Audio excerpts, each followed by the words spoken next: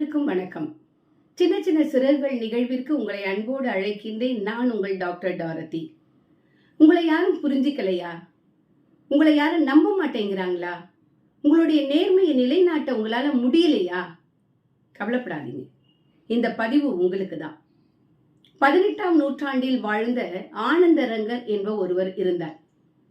அவரு பிரெஞ்சு கிழக்கிந்திய கம்பெனி ஆளுநர் துய்ப்ளே, ஆளுநர் லெரி இவர்களுடைய காலத்தில் வாழ்ந்தவர். இவர் செய்த காரியம் என்ன?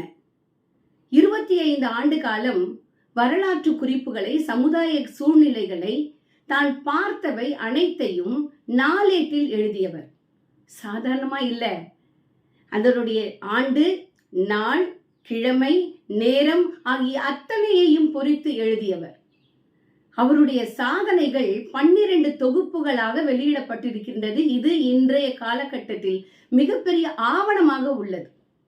இப்படி நேர்மையும் உண்மையும் உறுதியும் உள்ள ஒரு நல்ல மனிதர் அவருடைய வாழ்க்கையில திடீரென்று ஒரு பெரிய இடர்பாடு. ஆளுநர் லெரி அவரை ஒரு குற்றம் சாட்டுகிறார். நீங்க முகலாயர்களுக்கும் ஆங்கிலேயர்களுக்கும் ராணுவ ரகசியங்களை எடுத்து சொல்றீங்க என்று குற்றச்சாட்டு. இப்ப நேரடியா நிக்கிறார் ஆனந்தரங்கர். ஆளுநர் அவர்களே, நீங்க இன்னைக்கு தீர்ப்பிட்டீங்கன்னா இந்த தீர்ப்பை மாற்ற யாராலும் முடியாது. நீங்க எனக்கு என்ன தண்டனை வேணும்னாலும் தரலாம். என்னை சிறையில் அடைக்கலாம், காவலில் வைக்கலாம், ஏன் தூக்குல கூட போடலாம், சாட்டை அடி கூட அடைக்கலாம். இங்க இருக்கிற எல்லா விதமான தண்டனைகளையும் எனக்கு கொடுக்கலாம். ஆனால் அப்ப கூட நான் தண்ட தொகை கட்ட மாட்டேன். ஏன்னா அந்த தவறை நான் செய்யவில்லை என்று பறைசாற்றுகிறார். அன்பிற்குரியவர்களே, என்னை யாரும் நம்பலையா?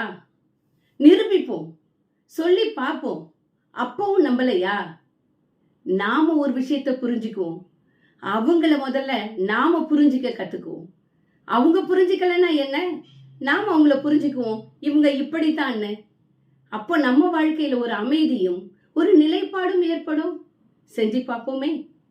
இந்த பதிவு உங்களுக்கு பிடிச்சிருக்கும். உங்க ஃப்ரெண்ட்ஸ்க்கு ஷேர் பண்ணுங்க, லைக் பண்ணுங்க, சப்ஸ்கிரைப் பண்ண மறக்காதீங்க. நன்றி, வணக்கம்.